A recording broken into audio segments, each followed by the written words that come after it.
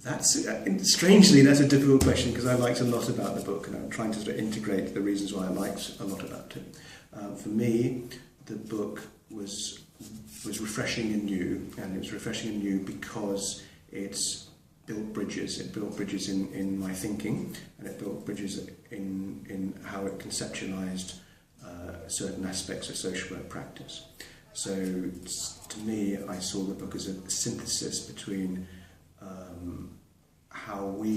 our internal processes about how we practice as social workers and how that affects service users and the models and methods and theories that we use. So to me, it was the book was building bridges around how we synthesize our work across several sort of domains or several areas of thought and practice. So one of the things I liked particularly was how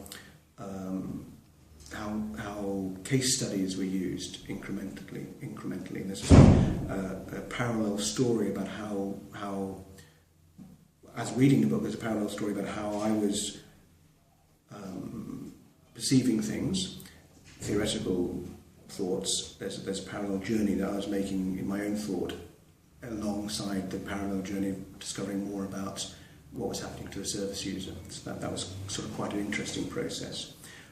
The other thing I liked about the book, so for me it's both. So I had two hats on reading the book. One was as a practitioner, about how I'm going to use this book in my practice, and the other as a teacher, how I'm going to use this book in my teaching capacity. So that was interesting for me. So the other thing that I liked about the book was how some quite complex formulations, some quite complex theoretical issues were managed to be talked about in a not a dumbed down way, in a real way.